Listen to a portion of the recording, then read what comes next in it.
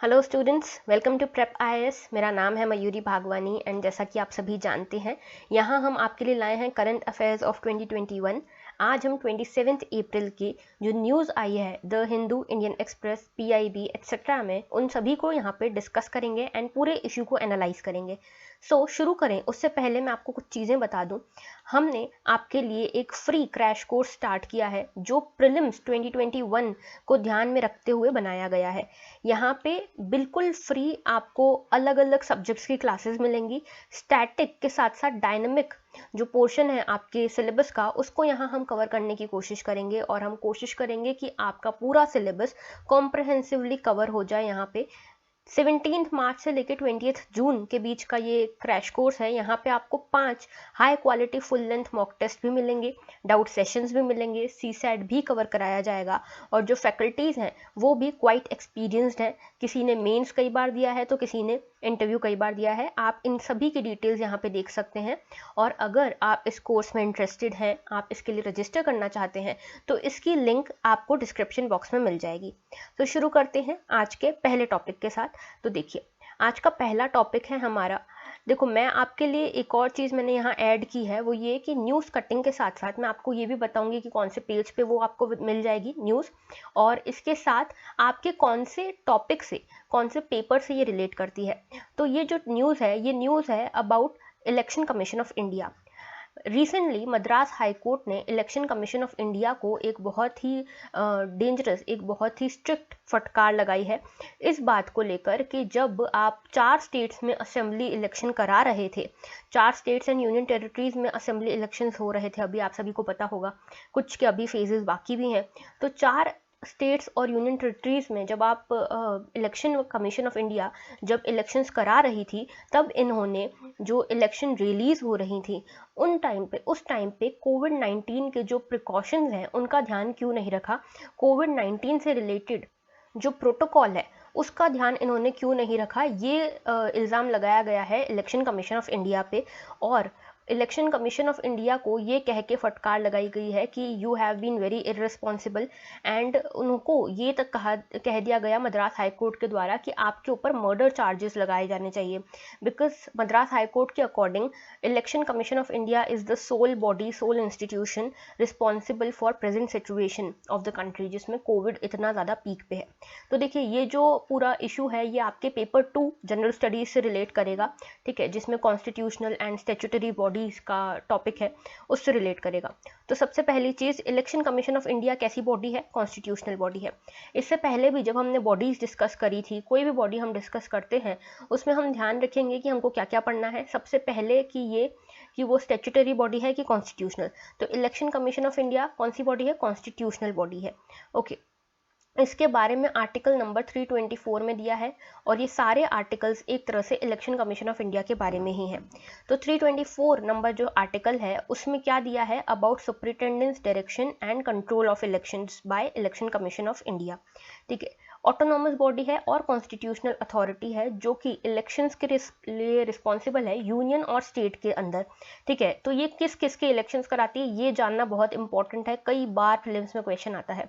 तो देखो, लोकसभा के इलेक्शन, राज्यसभा के election, state legislative assembly of India, ठीक है, जितने भी स्टेट्स हैं उनके legislative assemblies, president and vice president, in 5 elections को कराता है इलेक्शन कमीशन ऑफ इंडिया। बाकी जो पंचायत, म्यूनिसिपैलिटीज, इनके इलेक्शंस बचे, ये कौन कराता है? ये कराएगा election commission of the particular state. ठीक है, तो ये चीज़ याद रखनी है। इसके अलावा पार्ट 15 में इसके बारे में दिया है इंडियन कॉन्स्टिट्यूशन में। आप मुझे कमेंट बॉक्स में बताएंगे कि कितने पार्ट्स, कितने शेड्यूल्स हैं हमारे जो पूरा इंडियन कॉन्स्टिट्यूशन है उसमें। अच्छा, एक और चीज़ मैं आपको बताना चाहती हूँ, कहना चाहती हूँ या रिक्वेस्ट करना चाहती हूँ, वो ये कि जब भी मैं आपसे पूरे वीडियो के दौरान 2 या 3 क्वेश्चन आपसे मैं पूछती हूँ कि, और मैं आपको रिक्वेस्ट करती हूँ कि आप कमेंट बॉक्स में मुझे बताइएगा, तो बहुत ही कम लोग मुझे उसमें रिप्लाई करते हैं। तो प्लीज़ आप भी इसमें हमारा साथ दीजिए, कोऑपरेट कीजिए कि आपकी एग्ज़ाम्स अच्छी जाए। सो आई होप कि आप सभी अब से जो कमेंट बॉक्स है उसका यूज़ करते हुए हमको आंसर ज़रूर पोस्ट करेंगे। ठीक है, और हम जिस तरह आपके लिए काम कर रहे हैं उस तरह आप खुद भी अपने लिए काम करेंगे। ओके, तो आप मुझे बताइएगा कि कितने पार्ट्स और कितने शेड्यूल्स हैं आगे बढ़ते हैं। देखो ये जो है ये कब इस्टेब्लिश किया गया था, 25 जनवरी 1950 में इसको इस्टेब्लिश किया गया था। और प्रेसिडेंट जो है ये अपॉइंट करते हैं यहाँ पे चीफ इलेक्शन कमिश्नर और इलेक्शन कमिश्नर को। तो देखो कुल मिला के 3 इलेक्शन कमिश्नर्स होते हैं इलेक्शन कमीशन ऑफ इंडिया के अंतर्गत। ये 3 में से एक तो होते हैं चीफ इलेक्शन कमिश्नर और 2 होते हैं नॉर्मल इलेक्शन कमिश्नर्स। स्टार्टिंग में जब ये एक्ट आया था, जब ये बॉडी आई थी, तब सिर्फ एक इलेक्शन कमिश्नर का प्रोविजन था। आगे जाके एक अमेंडमेंट एक्ट के थ्रू यहाँ पे 2 और इलेक्शन कमिश्नर्स को ऐड किया गया और तब से ये मल्टी मेंबर्ड बॉडी है। ओके, इसके अलावा यहाँ पे फिक्स्ड टेन्योर होता है जो इलेक्शन कमिश्नर्स हैं उनका 6 इयर्स या फिर 65 ईयर ऑफ एज। साथ ही ये सेम स्टेटस होता है इनका और सेम सैलरीज होती है, सेम पर्क्स होते हैं जैसे कि सुप्रीम कोर्ट ऑफ इंडिया के होते हैं। Okay, supreme court of India के जितने भी जजेस हैं उनके जो पर्क्स सैलरीज होती हैं वही सब सेम यहाँ पे इलेक्शन कमिश्नर्स और चीफ इलेक्शन कमिश्नर्स के साथ भी होता है। इनफैक्ट जब हम रिमूवल की बात करेंगे तो भी आप यहाँ देखेंगे कि किस तरह से रिमूवल में भी सब कुछ सुप्रीम कोर्ट के जो जजेस हैं उनके जैसा ही होता है। ठीक है, अब पहले आगे बढ़ें उससे पहले आर्टिकल्स देख लेते हैं। देखो आर्टिकल्स इंपॉर्टेंट है स्टेट पीएससीज के लिए बहुत ज़्यादा। तो देखो 324 आर्टिकल जो है, जैसे कि मैंने आपको बताया, ये बात करता है इलेक्शन कमीशन के सुपरिटेंडेंस की डायरेक्शन की। उसके अलावा 325 जो है ये बात करता है कि इलेक्टोरल रोल में जो इलेक्टोरल रोल बनाया जाता है इलेक्शंस के पहले, उसमें से आप किसी भी पर्सन को, किसी भी सिटीजन ऑफ इंडिया को एक्सक्लूड नहीं कर सकते on the basis of religion, race, caste और सेक्स। ठीक है, तो ये एक तरह से राइट टू इक्वालिटी की तरफ ध्यान दे रहा है। ठीक है, 326 बहुत इंपॉर्टेंट है क्योंकि ये अडल्ट सफरेज की बात करता है, यूनिवर्सल अडल्ट सफरेज, यानी कि हर वो सिटीजन ऑफ इंडिया जो 18 साल से ऊपर है, 18 से ऊपर है, उन सभी को जो राइट है वो किसका राइट है, वोट का राइट है। तो देखो एक बार क्वेश्चन भी आया था, राइट टू वोट कैसा राइट है, कॉन्स्टिट्यूशनल राइट है, फंडामेंटल राइट है, लीगल राइट है। तो देखो ये जो 326 है आर्टिकल नंबर, ये फंडामेंटल राइट्स में तो नहीं आता, लेकिन ये राइट टू वोट तो देता है सभी को, तो ये कॉन्स्टिट्यूशनल राइट होगा क्योंकि कॉन्स्टिट्यूशन में इसका एक्सक्लूसिव मेंशन दिया हुआ है। फिर आर्टिकल नंबर 327 की बात करें तो ये पावर ऑफ पार्लियामेंट की बात करता है, और 328 power of legislature of state की बात करता है। पार्लियामेंट के पास ये पावर है कि जो भी लेजिस्लेचर के यानी कि लोकसभा या राज्यसभा के इलेक्शन होंगे उसको लेकर प्रोविजंस बना सकता है पार्लियामेंट, और वैसे ही स्टेट लेजिस्लेचर, लेजिस्लेटिव असेंबली के या लेजिस्लेटिव काउंसिल में जो भी इलेक्शन होंगे उसके लिए यहाँ पे लेजिस्लेचर ऑफ स्टेट जो है वो प्रोविजंस बना सकता है। और उसके बाद 329 क्या है, बार टू इंटरफेरेंस बाय कोर्ट। तो कोर्ट जो है वो इलेक्टोरल मैटर्स में यहाँ इंटरफेयर नहीं कर सकता, ये कहता है आर्टिकल नंबर 329। ठीक है, आगे बढ़ते हैं। देखिए अब हमारी बात, मैंने आपको बताया था कि इनिशियली जब election commission of India body आई थी, बनी थी 1950 में, तब सिर्फ एक मेंबर्ड बॉडी थी, 1 मेंबर्ड बॉडी। बाद में इलेक्शन कमिश्नर अमेंडमेंट एक्ट आया 1989 में, तब जाके ये 3 मेंबर्ड बॉडी बनी, मल्टी मेंबर्ड बॉडी बनी। ठीक है, इसके अलावा इसका सेक्रेटरीट कहाँ पे है, न्यू दिल्ली में है।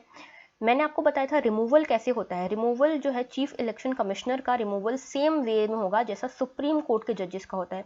देखो एक चीज़ आपको पता होनी चाहिए, चाहे सुप्रीम कोर्ट का जज हो, चाहे चीफ इलेक्शन कमिश्नर हो, चाहे हाई कोर्ट के जजेस हों, चाहे CAG यानी कि कंट्रोलर एंड ऑडिटर जनरल हो हमारे, इन सभी का रिमूवल एक ही तरीके से होता है। और वो क्या है, देखो इसका तरीका ये है, इसके 2 ग्राउंड्स हैं। सबसे पहले तो ये, तो 2 ग्राउंड्स कौन से हैं, एक तो है मिसबिहेवियर, प्रूवन मिसबिहेवियर, और दूसरा है इनकैपेसिटी। ये 2 ग्राउंड्स पे ही इनका रिमूवल हो सकता है। और रिमूवल कैसे होगा, किसी भी हाउस में इनके रिमूवल के लिए एक मोशन लाया जाता है और फिर उसे स्पेशल मेजॉरिटी से पास कराना होता है। अब आप मुझे कॉमेंट सेक्शन में ये भी बताइएगा कि कौन से 3 तरह की मेजॉरिटीज़ होती हैं और उनका मतलब क्या होता है। स्पेशल मेजॉरिटी का मतलब मैं आपको यहाँ बता रही हूँ। स्पेशल मेजॉरिटी का मतलब है कि जितने भी मेंबर्स हैं हाउस में, उसमें से 2/3 मेंबर्स जो हैं, जो प्रेजेंट भी है और वोट भी कर रहे हैं, ऐसे 2/3 मेंबर्स इस के फेवर में जब वोट करें तब, या फिर 50% ऑफ द टोटल स्ट्रेंथ।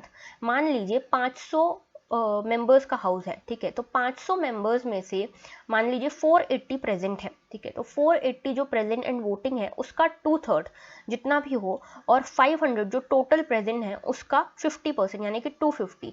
तो 250 या फिर जो 2/3 ऑफ 480 है उनमें से जो भी संख्या बड़ी होगी उतने लोगों ने अगर इसके फेवर में वोट किया तो जो भी चीफ इलेक्शन कमिश्नर है उनको हटाया जाएगा, उनको रिमूव कर दिया जाएगा, ठीक है। तो ये चीज़ हमने पढ़ ली इलेक्शन कमीशन ऑफ इंडिया के बारे में भी। तो हमको ये सारी चीज़ें याद रखनी है किसी भी बॉडी के बारे में कि कॉन्स्टिट्यूशनल है कि स्टेचुटरी है, टेन्योर कितना है, कैसे रिमूवल होता है, कैसे अपॉइंटमेंट होता है, कितने मेंबर्स होते हैं, क्या फंक्शंस होते हैं, ये सब कुछ आपको प्रॉपरली डिटेल में पता होना चाहिए। स्पेशली टेन्योर वाला, क्योंकि टेन्योर में बहुत ज़्यादा कन्फ्यूजन होता है। सीएजी का टेन्योर अलग है, इलेक्शन कमीशन का टेन्योर अलग है, ठीक है। और बहुत सारी दूसरी स्टेचुटरी बॉडीज़ भी हैं जैसे NHRC हो गया और नेशनल कमीशन फॉर वुमेन हो गया, ये सब बॉडीज़ के बारे में भी आपको पता होना चाहिए, ठीक है। आगे बढ़ते हैं नेक्स्ट टॉपिक की तरफ जो कि है सिप्री रिपोर्ट। देखो सिप्री रिपोर्ट क्या है। सिप्री रिपोर्ट जो है ये बेसिकली मिलिट्री एक्सपेंडिचर की बात करती है ऑन द ग्लोबल लेवल। तो देखो ये सिप्री रिपोर्ट जो है ये इंडियन एक्सप्रेस के पेज 7 पे आपको मिलेगा इस न्यूज़ के बारे में, और ये पेपर 3 से रिलेट करेगा। पेपर 3 में हमारा एक टॉपिक है डिफेंस से रिलेटेड, उससे आप इसको रिलेट कर सकते हैं। तो ये क्या कहता है, ये रिपोर्ट क्या कहती है, India 3rd highest military spender in 2020। तो इंडिया जो है वो 3rd हाईएस्ट मिलिट्री स्पेंडर पाया गया है इन 2020। अब ये सिप्री क्या है, देखो सिप्री और कुछ नहीं है, इस एक बॉडी का नाम है जो कि है स्टॉकहोम इंटरनेशनल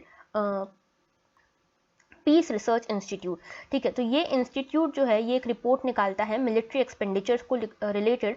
वो रिपोर्ट ये कहती है कि इंडिया ने इस साल 2020 में 3rd हाईएस्ट एक्सपेंडिचर किया है रिलेटेड टू मिलिट्री।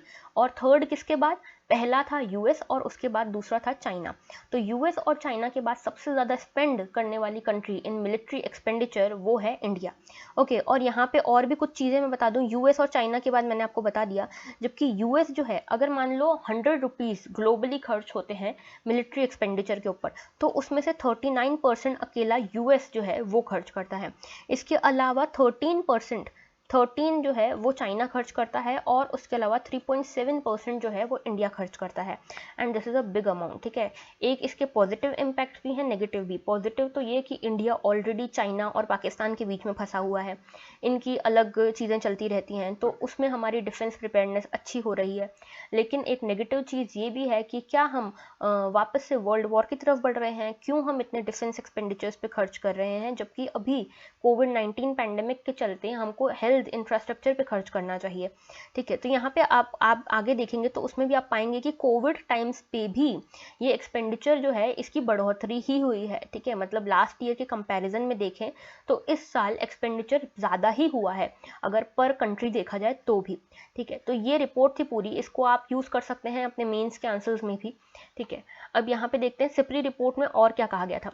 देखो लास्ट मंथ ही एक और चीज़ कही थी सिप्री रिपोर्ट में, वो ये कि इंडिया जो है इसने आर्म्स इंपोर्ट जो है वो कम किए हैं। देखो आर्म्स इंपोर्ट कम किए हैं और इसका एक सबसे बड़ा रीज़न है आत्मनिर्भर भारत, ठीक है। आत्मनिर्भर भारत का जो आइडिया है, सेल्फ रिलायंट इंडिया, वो है इस चीज़ के पीछे कि इंपोर्ट्स हमारे कम क्यों हुए हैं आर्म्स को लेकर। तो ये जो इंपोर्ट्स हैं ये लगभग 33% से कम हुए हैं 2011-15 की बात करें या फिर 2016 से 20 वाले जो टाइम पीरियड है उसकी बात करें, तो इन दोनों टाइम पीरियड्स के बीच में 33% का डिफरेंस है इंपोर्ट्स का ऑफ द आर्म्स। तो इंडिया जो है ये सेकेंड हाईएस्ट इंपोर्टर है अभी भी, इतने इंपोर्ट कम करने के बाद भी, आफ्टर सऊदी अरेबिया, ठीक है। और सऊदी अरेबिया सबसे ज़्यादा आर्म्स इंपोर्ट करते हैं, और हमारे आर्म सप्लायर्स में सबसे ऊपर है नाम रशिया का, ठीक है। उसके बाद फ्रांस, उसके बाद इजराइल और उसके बाद यूएसए। और इंडिया के एक्सपोर्ट की बात करें आर्म्स के, तो इंडिया कुल मिला के सिर्फ 0.2% ऑफ द आर्म्स जो हैं वो एक्सपोर्ट करते हैं, और हम आज की डेट में वर्ल्ड के 24th लार्जेस्ट एक्सपोर्टर हैं मेजर आर्म्स के। ठीक है, तो ये हमने सारी बात करी। इसके अलावा देखो Stockholm International Peace Research Institute की मैं बात करूँ तो ये एक इंडिपेंडेंट इंस्टीट्यूट है, इंडिपेंडेंट इंटरनेशनल रिसर्च बॉडी है, जो बेसिकली जो कॉन्फ्लिक्ट होते हैं, आर्मामेंट्स होते हैं, आर्म्स कंट्रोल है, इनकी बात करता है। और ये जो सारा डाटा है ये कैसे इकट्ठा करता है, through open sources, policy makers, researchers, media, interested public. यानी कि ये अलग से कोई सर्वे नहीं करता, अलग से इसकी कोई स्टडी नहीं होती, जो सोर्सेज अवेलेबल हैं उसी के थ्रू ये रिपोर्ट बनाता है। और ये 1966 में स्टॉकहोम में इसका हेडक्वार्टर है, 1966 में इस्टेब्लिश हुआ था। स्वीडन में इसका स्टॉकहोम में हेडक्वार्टर है। ओके, आगे बढ़ते हैं ऑस्कर अवार्ड्स की तरफ। देखो ये यूपीएससी के पर्सपेक्टिव से तो बहुत ज़्यादा इंपॉर्टेंट नहीं है, लेकिन इनको आप मेंस में यूज़ कर सकते हो, लेकिन स्टेट पीएससी, बैंकिंग, एसएससी, इनके लिए इंपॉर्टेंट है ऑस्कर अवार्ड्स। तो देखिए, Nomadland wins the big eight pandemic Oscar. तो नोमैडलैंड क्या है? नोमैडलैंड एक फिल्म है, एक मूवी है जो कि बनाई है क्लो ज़ाओ ने, ठीक है, क्लोई ज़ाओ ने। क्लोई ज़ाओ पहली एशियन वुमेन बनी है जिनको बेस्ट डायरेक्टर का अवार्ड मिला है, ऑस्कर अवार्ड। ठीक है, तो ये न्यूज़ आपको द हिंदू के पेज 1 पे ही दिख जाएगी, और ये आर्ट एंड कल्चर से भी आप रिलेट कर सकते हैं। ठीक है, और सोसाइटी के पोर्शन से भी रिलेट कर सकते हैं, क्योंकि यहाँ पे आपको देखने को मिलेगा कि क्लोई ज़ाओ इतने सालों के बाद आज कोई पहली विमेन बनी है एशिया से जो बेस्ट डायरेक्टर का अवार्ड मिला है जिसको। तो बेसिकली क्लोई ज़ाओ जो हैं ये चाइनीज़ फिल्म मेकर हैं, चाइनीज़ ओरिजिन के फिल्म मेकर हैं, और इन्हें नोमैडलैंड इनकी मूवी के लिए अवार्ड मिला है। ओके, तो बात करते हैं ऑस्कर अवार्ड्स की। तो देखो, ऑस्कर अवार्ड्स को अकेडमी अवार्ड्स भी कहा जाता है, ये बहुत इंपॉर्टेंट चीज़ है, और ये 1929 से दिए जा रहे हैं कैलिफोर्निया में। और बेसिकली बेस्ट अवार्ड माना जाता है, एंटरटेनमेंट इंडस्ट्री में बहुत ज़्यादा प्रेस्टिजियस अवार्ड माना जाता है। और ये कौन देता है? एनुअली दिया जाता है by Academy of Motion Pictures Arts and Science. Okay, और जो भी पर्सन जो जीतता है ये अवार्ड, उसको अकेडमी अवार्ड ऑफ मेरिट से नवाजा जाता है। ओके, तो ये चीज़ें आपको ध्यान रखनी है। और जो इस साल ऑस्कर अवार्ड्स दिए गए वो 93rd अवार्ड्स हैं। ठीक है, 93rd ऑस्कर अवार्ड्स हैं, 93rd अकेडमी अवार्ड्स हैं, और पहली बार इन्हें वर्चुअली दिया गया है। क्यों? क्योंकि कोविड-19 चल रहा है, इसलिए पहली बार इसे वर्चुअली कंडक्ट कराया गया है, और 93rd अवार्ड है। इसको आप मेंस में कैसे यूज़ कर सकते हो? As a case study use कर सकते हो कि in spite of being too open society, American society जो काफ़ी ओपन है, उसके बाद भी अब जाके 93rd ऑस्कर अवार्ड में किसी एशियन विमेन को बेस्ट डायरेक्टर का अवार्ड मिला है। ठीक है, तो ये एक अचीवमेंट के तौर पे भी देख सकते हो आप। ठीक है, आगे बढ़ते हैं। Goa rail project. देखो, गोवा रेल प्रोजेक्ट न्यूज़ में इसीलिए था क्योंकि last month he after so many protest by the environmentalist and by the citizens, Goa rail project को लास्ट मंथ ही सरकार ने, सेंट्रल गवर्नमेंट ने हामी दे दी थी, अप्रूवल दे दिया था। तो देखो, अब जाके वापस से सुप्रीम कोर्ट ने इसके ऊपर रोक लगा दी है, गोवा रेल प्रोजेक्ट के ऊपर।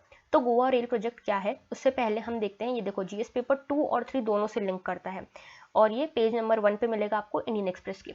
तो देखो, ये क्या है, बेसिकली ये दिखाता है ग्रोथ या डेवलपमेंट वर्सेस एनवायरनमेंट की डिबेट को। तो एक तरफ आप चाहते हैं कि आप ग्रो भी करें, इकोनॉमिकली डेवलप करें, और दूसरी तरफ आप एनवायरनमेंट के बारे में भी बात करना चाहते हैं। तो जो एसडीजी गोल्स हैं हमारे, उससे भी आप इसको रिलेट कर सकते हो। ठीक है, अब देखो, ये पेपर 2 में इसलिए आते हैं क्योंकि गवर्नमेंट पॉलिसी से रिलेटेड है ये, और पेपर 3 में आता है क्योंकि एनवायरनमेंट से, पॉल्यूशन से, इन सब से रिलेटेड है। अब पूरा मैटर क्या है वो देखते हैं। देखो, गोवा में 3 प्रोजेक्ट्स जो हैं वो प्रपोज्ड थे। ये 3 प्रोजेक्ट्स कौन कौन से? एक तो ये रेलवे का, दूसरा एक हाईवे का है, और तीसरा है पावर लाइन का। ठीक है, तो ये तीनों प्रोजेक्ट्स के अगेंस्ट जो सिटीजन्स हैं उस जगह के, गोवा और कर्नाटक के, ये तीनों प्रोजेक्ट्स के अगेंस्ट खड़े हुए हैं, प्रोटेस्ट कर रहे हैं। ये इनका मेन कॉज है एनवायरनमेंट। ठीक है, इनका मानना है, जो प्रोटेस्टर्स हैं उनका मानना है कि जो वेस्टर्न घाट्स का जो क्रूशियल एरिया है, फ्रेजाइल इकोसिस्टम है, उस पर बहुत हार्म होगा अगर ये तीनों प्रोजेक्ट्स पास हो जाते हैं तो। और उनका ये भी मानना है कि ये जो तीनों प्रोजेक्ट्स हैं, इसका डायरेक्ट बेनिफिट कोई भी सिटीजन को नहीं मिलेगा, इसका सिर्फ बेनिफिट मिलेगा इंडस्ट्रीज़ को। ऐसा क्यों? क्योंकि आपको पता होगा जो हमारे 12 मेजर पोर्ट्स हैं उनमें से एक पोर्ट है मर्मुगांव पोर्ट। ठीक है, जो गोवा में है। मर्मुगांव पोर्ट से कोल को ट्रांसफ़र करने के लिए कर्नाटक तक ये रेलवे लाइन का यूज़ किया जाएगा, और लास्ट मंथ सरकार ने इसको डबल करने की, मतलब इसको एक्सपांड करने की भी परमिशन दे दी। तो उसके बाद ये प्रोटेस्ट और बढ़ गए, और उसी के लिए फिर सुप्रीम कोर्ट ने इनके ऊपर वापस रोक लगा दी। ओके तो देखो इसमें मेजर कंसर्न तो ये है कि वेस्टर्न घाट जो है, वेस्टर्न घाट का जो इकोसिस्टम है उसके ऊपर काफ़ी ज़्यादा हार्म होगा। और आपको पता है कि काफ़ी ज़्यादा वेस्टर्न घाट ऑलरेडी फ्रेजाइल एरिया है, यहाँ बहुत ज़्यादा बायोडाइवर्सिटी मिलती है, हमारा बायोडाइवर्सिटी हॉटस्पॉट है वेस्टर्न घाट, तो इस पर बहुत ज़्यादा फर्क पड़ेगा। इसके अलावा दो मेजर नेशनल पार्क और वाइल्ड लाइफ सेंचुरीज हैं जहाँ से होकर ये गुजरेगा। कौन कौन सी? एक है भगवान महावीर वाइल्ड लाइफ सेंचुरी और एक है मोल्लम नेशनल पार्क। ठीक है, तो इसके बारे में देखिए, मैंने आपको पूरी बात बता दी है ये कि ये क्यों प्रोटेस्ट हो रहे हैं और क्या हो रहा है। इसी से रिलेटेड सेव मोल्लम मूवमेंट भी चला था अभी कुछ टाइम पहले, गोवा फाउंडेशन ने इसे चलाया था सो दैट इस प्रोजेक्ट को स्टॉल कराया जा सके, रोका जा सके। और ये जो रेलवे लाइन है ये बेसिकली नॉर्थ कर्नाटक से साउथ गोवा तक की होगी, और इसी के लिए ये जो सिटीजन हैं वो कह रहे हैं कि हमारे किसी काम की नहीं है, ये हमें डायरेक्टली कोई बेनिफिट नहीं होगा, कोल के ट्रांसफ़र के लिए, मतलब इंडस्ट्रियलाइजेशन के लिए इसे यूज़ किया जा रहा है। तो भगवान महावीर वाइल्ड लाइफ सेंचुरी अब यहाँ पे इंपॉर्टेंट हो जाती है। देखो कोई भी national park wild life sanctuary अगर न्यूज़ में है तो आपके लिए बहुत इंपॉर्टेंट है। ठीक है, तो ये सबसे पहले गोवा में है, मोल्लम नेशनल पार्क भी गोवा में है। देखो मोल्लम नेशनल पार्क और कुछ नहीं, भगवान महावीर वाइल्ड लाइफ सेंचुरी जो है उसी का कोर एरिया जो है उसे ही मोल्लम नेशनल पार्क कहते हैं। ठीक है, तो वेस्टर्न घाट्स में है ये, वेस्ट इंडिया गोवा स्टेट में, और ईस्ट कर्नाटक से इसकी बाउंड्री लगती है, जो इसकी ईस्टर्न बाउंड्री है वो कर्नाटक से लगती है। नेशनल हाईवे 4A जो है वो इसको डिवाइड करता है दो भागों में, और इसमें कई सारे टेम्पल्स और कई सारे वाटरफॉल्स भी हैं, जैसे कदम्बा टेम्पल जो है गोवा का वो इस national park wild life sanctuary के अंदर आता है। इसके अलावा दूध सागर फॉल्स, तंबड़ी फॉल्स, ये दोनों फॉल्स जो हैं ये इसी वाइल्ड लाइफ सेंचुरी के अंदर आते हैं। और एक और बहुत इंपॉर्टेंट चीज़, ढंगर एक कम्युनिटी है जो बफेलो हर्डर्स की कम्युनिटी है, ये भी भगवान महावीर वाइल्ड लाइफ सेंचुरी की ये जो कम्युनिटी है ये इनका होम है। ठीक है, ये जो भगवान वाइल्ड लाइफ सेंचुरी है, भगवान महावीर वाइल्ड लाइफ सेंचुरी, ये ढंगर कम्युनिटी का होम है, और जो इसका कोर एरिया है इसे मोल्लम नेशनल पार्क कहते हैं। 1978 में ये एग्जिस्ट कर रहा है, 1978 से।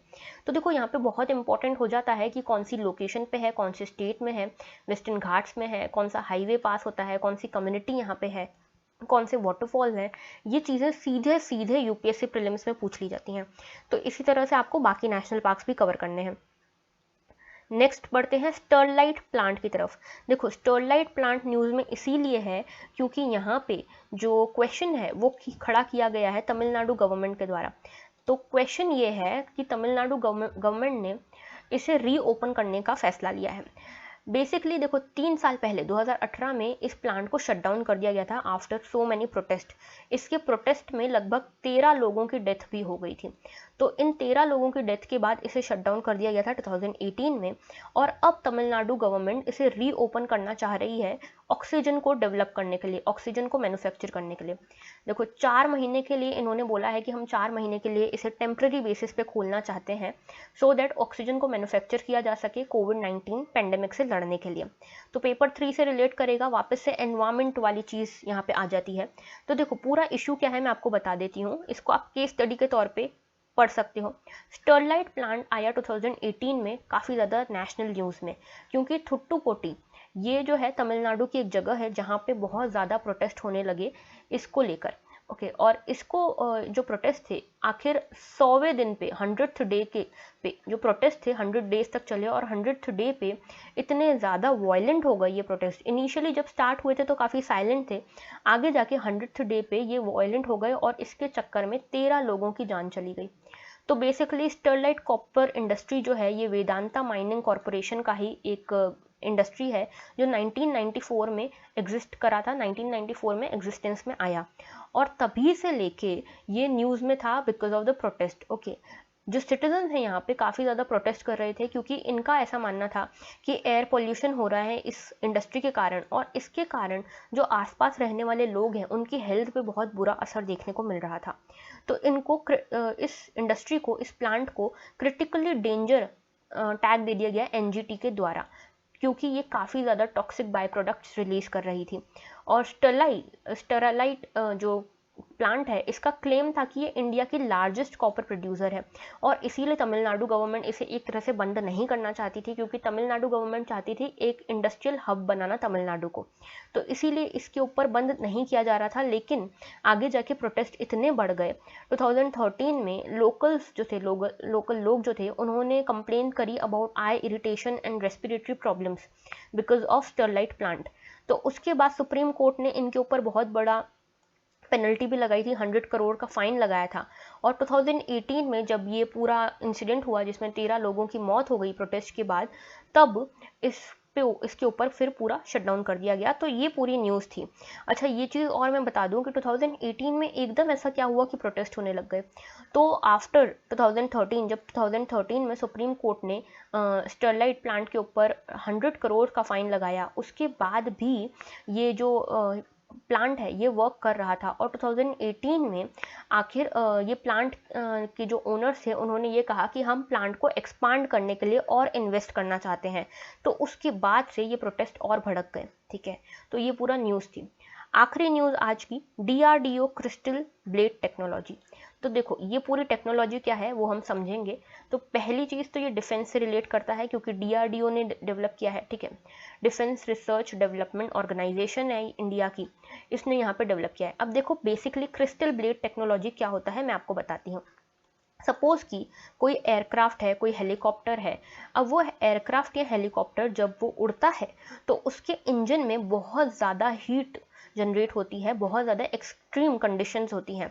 उस एक्सट्रीम कंडीशंस में जो भी उसके पुर्जे हैं, ब्लेड्स हैं, टर्बाइंस हैं, वो सबको वर्क करने के लिए ऐसी सिचुएशंस में से गुजरना पड़ता है जिसमें बहुत ज़्यादा टेम्परेचर होता है।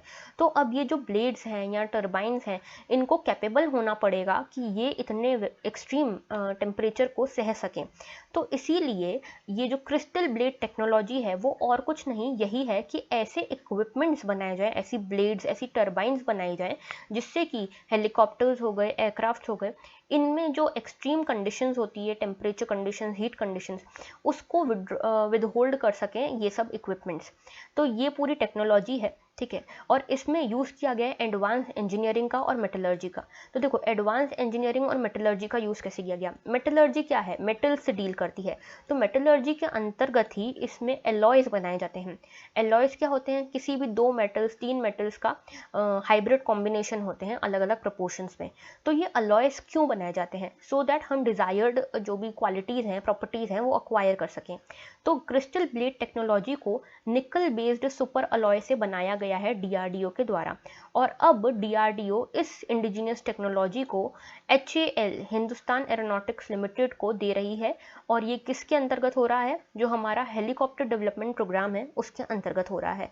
तो बेसिकली यहाँ पे एक बहुत अच्छी न्यूज़ है ये, डिफेंस जो है हमारा डिफेंस सेक्टर, उसमें हम सेल्फ रिलायंस ला रहे हैं।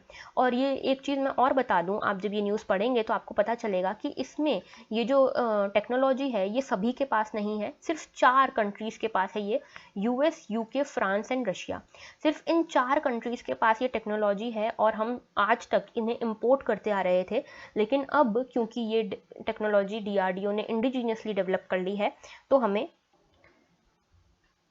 तो देखिए ये काफ़ी ज़्यादा हमारे लिए एक गर्व की बात है कि हमारा डिफेंस सेक्टर इतना आगे बढ़ रहा है। एंड इसके अलावा देखिए जो DRDO है उसके बारे में हम कुछ बात कर लेते हैं कि DRDO 1958 में बनाया गया था और ये मिनिस्ट्री ऑफ डिफेंस के अंतर्गत आता है। So this was all for today, thank you for watching.